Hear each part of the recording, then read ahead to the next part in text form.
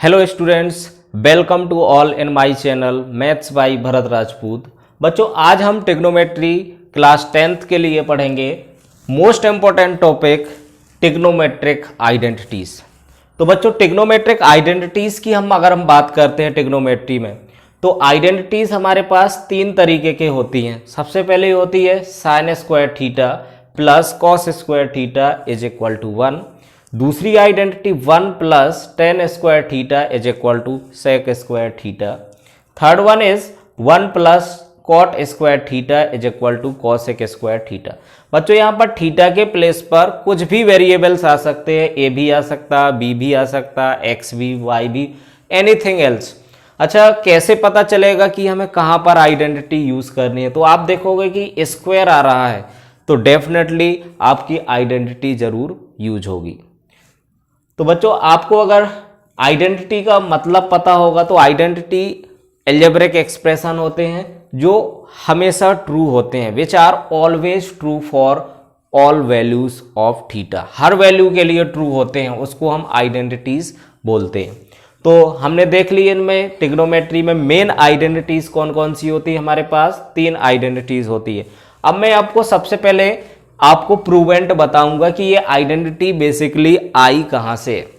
तो बच्चों, हम देखेंगे इसमें कि ये आइडेंटिटी आती कहां से। तो हम सबसे पहले राइट एंगल ट्रायंगल के पास जाते हैं।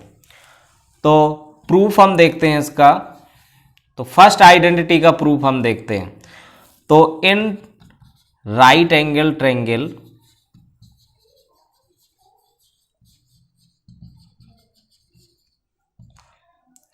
ट्रायंगल एबीसी अगर हम सपोज दैट करेंगे, तो सबसे पहले मैंने राइट एंगल ट्रायंगल बनाया ABC. This is A, this is B and this is C. This is angle suppose that theta. तो let angle A is equal to theta. तो एंगल ए जो theta उसके सामने वाला ये परपेंडिकुलर होगा, ये बेस होगा और ये हो गया हाइपोटेनियस। अब बच्चों, मुझे पाइथागोरस थ्योरम पता। क्यों हमने पाइथागोरस थ्योरम लगाया? क्योंकि यहां पर स्क्वायर दे रखा, तो हम पाइथागोरस थ्योरम लगाएंगे। तो बाई पाइथागोरस थ्योरम। तो पाइथागोरस थ्योरम अगर हम यूज करेंगे तो आपको पता पाइथागोरस थ्योरम क्या होता है कि बेस का स्क्वायर प्लस परपेंडिकुलर का स्क्वायर इक्वल टू हाइपोटेनियस का स्क्वायर। ये हमारे पास पाइथागोरस थ्योरम होती है। That is equation first suppose कर लिए। अब मुझे देखो बच्चों, इक्वल टू में क्या लाना है? 1 लाना है। तो 1 लाने के लिए हमें यहां पर किससे डिवाइड करना पड़ेगा? एच स्क्वायर से डिवाइड करना पड़ेगा। अब अच्छा, एक साइड डिवाइड करेंगे तो दोनों साइड डिवाइड करना पड़ेगा। तो यहां पर लिखोगे on dividing equation 1 by H square. अब जब हम एच स्क्वायर से इसको डिवाइड करेंगे तो ये क्या बन जाएगा? B square upon H square plus P square upon H square equal to H square upon H square. तो ये तो कैंसिल होके 1 आ जाएगा। अच्छा, ये B square upon H square, इसको मैं क्या लिख सकता हूं? बी अपॉन एच का whole square plus P upon H का होल स्क्वायर इक्वल टू में 1। अब बच्चों, यहां पर बी अपॉन एच क्या होता है आपको पता है? Base upon hypotenuse. इसको हम पंडित बद्री प्रसाद वाले से याद रखते हैं। तो पंडित बद्री प्रसाद और ये हर हर बोले और सोना चांदी तोले। तो बच्चों, यहां पर देखा हमने कि साइन क्या होता है? परपेंडिकुलर अपॉन हाइपोटेनियस, तो साइन हो जाता है। और ये बेस अपॉन हाइपोटेनियस क्या हो जाएगा? कॉस हो जाएगा। तो इट बिकम्स कॉस और उसका स्क्वायर लगा तो cos square theta plus sine square theta equal to 1। इस तरीके से मैंने फर्स्ट आइडेंटिटी प्रूव कर ली। अब बच्चों, अगर दूसरी आइडेंटिटी हमें प्रूव करनी होती है तो दूसरी आइडेंटिटी कैसे प्रूव करेंगे हम? तो ये तो हो गई फर्स्ट आइडेंटिटी। तो सेकंड आइडेंटिटी कैसे प्रूव करेंगे हम? इक्वेशन फर्स्ट को किससे डिवाइड कर देंगे? एक बार बेस से डिवाइड कर दोगे। तो यहां पे लिखोगे divide equation 1 by b square. एक बार बी स्क्वायर से डिवाइड कर देंगे। तो बी स्क्वायर से जैसे ही हमने डिवाइड किया तो ये क्या बन जाता है? यहां पर b square upon b square plus P square upon b square equal to H square upon b square. अब बच्चों यहाँ पर बेस स्क्वायर से बेस स्क्वायर तो कैंसिल हो गया, ये 1 प्लस परपेंडिकुलर अपॉन बेस क्या होता है 10 होता है, तो 1 plus 10 square theta equal to, अच्छा ये हाइपोटेनियस अपॉन बेस क्या हो जाता है, देखो बेस अपॉन हाइपोटेनियस कॉस होता है, इसका उल्टा सेक हो जाएगा, तो ये सेक स्क्वायर थीटा। तो ये बच्चों दूसरी आइडेंटिटी भी हमने बहुत आसानी से प्रूव कर दी। अब तीसरी आइडेंटिटी को कैसे प्रूव करोगे, अब इतना आप समझ ही गए होगे कि एक बार हमने हाइपोटेनियस का स्क्वायर से डिवाइड किया तो फर्स्ट आइडेंटिटी आ गई, बेस के स्क्वायर से डिवाइड करा तो सेकंड आइडेंटिटी आ गई। इसमें हम क्या करेंगे, डिवाइड बाय परपेंडिकुलर स्क्वायर, दोनों साइड हम डिवाइड करेंगे इन इक्वेशन फर्स्ट इक्वेशन में डिवाइड कर दोगे तो परपेंडिकुलर के स्क्वायर से डिवाइड करेंगे तो plus P square upon p square is equal to H square upon p square. तो बच्चों यहां से बेस अपॉन परपेंडिकुलर ये क्या होता है, कॉट होता है, तो this is cot square theta, और ये परपेंडिकुलर स्क्वायर 1, और ये किसके इक्वल हो जाता है, ये कोसेक स्क्वायर थीटा। तो ये तीसरी आइडेंटिटी भी हम आसानी से प्रूव कर सकते हैं। तो बच्चों ये तो बहुत ही आसान हुआ, हमें आइडेंटिटीज को कैसे प्रूव करना, पाइथागोरस थ्योरम गए और एक बार एच स्क्वायर से डिवाइड करा, बी और बेस स्क्वायर से डिवाइड करा, और हाइपोटेनियस परपेंडिकुलर स्क्वायर से डिवाइड करा। हमें कैसे पता चला, क्योंकि यहाँ पर स्क्वायर आ रहा था, स्क्वायर ट्रायंगल में कहाँ होता, पाइथागोरस थ्योरम में होता। तो इस शॉर्ट तरीके से हमने इसको प्रूव कर दिया।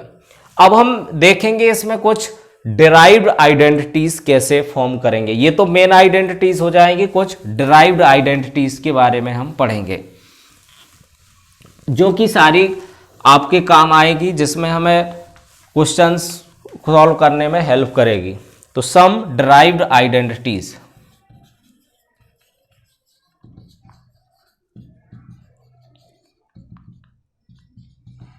अब बच्चों हम सबसे पहले फर्स्ट आइडेंटिटीज की डिराइव्ड आइडेंटिटीज देखें। तो पहली आइडेंटिटी एक बार मैं लिख लेता हूं, sine square theta plus cos square theta is equal to 1। अब एक बार अगर मैं साइन स्क्वायर थीटा को उधर ले जाता हूं तो क्या बनेगा, यहां पर तो एक आइडेंटिटी बन जाएगी 1 minus sine square theta is equal to क्या हो जाएगा, कॉस स्क्वायर थीटा। इसी से हम क्या बना सकते हैं, दूसरी आइडेंटिटी ये भी बना सकते हैं कि मुझे अगर कॉस थीटा की वैल्यू निकालनी हो तो यहां पर हम क्या लिखेंगे, 1 माइनस साइन स्क्वायर थीटा, ऐसे भी आप कर सकते हो। अच्छा तीसरी आइडेंटिटी, अगर मैं कॉस स्क्वायर को उधर ले गया तो 1 minus cos square theta is equal to क्या लिख सकता हूं, साइन स्क्वायर थीटा, और यहां से साइन थीटा की वैल्यू अगर मुझे फाइंड करनी है तो क्या हो जाएगा, under root of 1 minus cos square theta.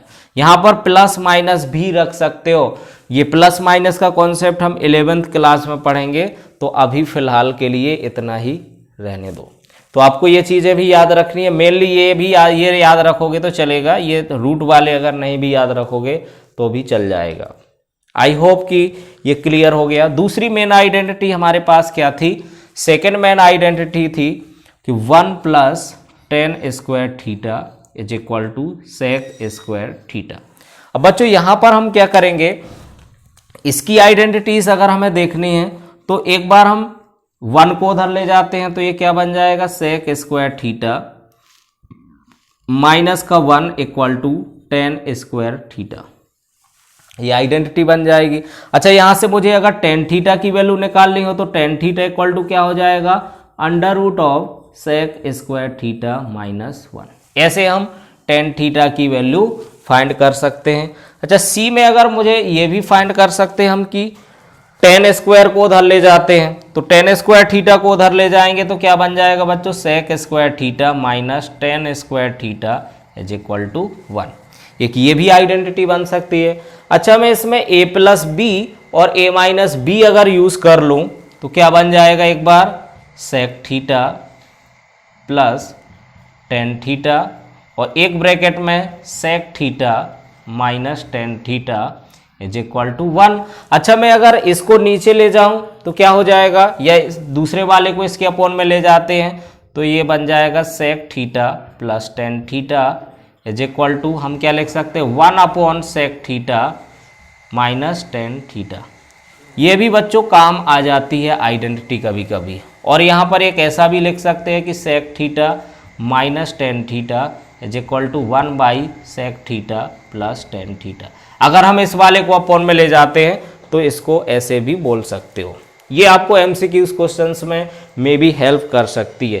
तो इस तरीके से ये सेकंड आइडेंटिटी की डिराइव्ड आइडेंटिटी हो जाती है। अब हम थर्ड आइडेंटिटी की भी कुछ डिराइव्ड आइडेंटिटी समझ लेते हैं, वो कि सेकंड के जैसे ही आएगी। तो थर्ड आइडेंटिटी हमारे पास क्या थी, 1 plus cot square theta is equal to cosec square theta. तो बच्चों सबसे पहले मैं क्या करूंगा, 1 को उधर ले जाएंगे तो ए में क्या हो जाएगा कि कॉट स्क्वायर थीटा किसके इक्वल हो जाएगा, कॉसेक स्क्वायर थीटा माइनस 1। अगर मुझे कॉट थीटा की वैल्यू फाइंड करनी हो तो कॉट थीटा इक्वल टू कितना जाएगा बच्चों, ये हो जाएगा under root of cosec square theta minus 1। अच्छा, सी वाली आइडेंटिटी अगर मैं कॉट स्क्वायर थीटा को उधर ले जाता हूं तो cosec square theta minus cot square theta is equal to 1 आ जाएगा। और सिमिलर वे हम नेक्स्ट आइडेंटिटी क्या बना सकते हैं इसमें, तो जो डी आइडेंटिटी होगी, एक बार हम cosec theta plus cot theta लिख सकते हैं इसको, cosec theta plus cot theta ये equal to 1 by cosec theta minus cot theta, या फिर cosec theta minus cot theta, इसको क्या लिख सकते हो, 1 upon cosec theta plus cot theta. तो इस तरीके से हम सारी आइडेंटिटीज की ड्राइव आइडेंटिटीज फाइंड कर सकते हैं। अब ये आइडेंटिटीज आपको हेल्प करेगी आइडेंटिफाई करने में कि अगर ये कॉसेक स्क्वायर थीटा माइनस 1 मिला तो हम उसको क्या लिख सकते हैं, जल्दी से कॉट स्क्वायर थीटा लिख सकते हैं। तो बच्चों आज का वीडियो आपको कैसा लगा कमेंट जरूर करें, और चैनल को ज़्यादा से ज़्यादा लोग सब्सक्राइब और शेयर करें, अपने ग्रुप में शेयर करें। So thanks to all the students.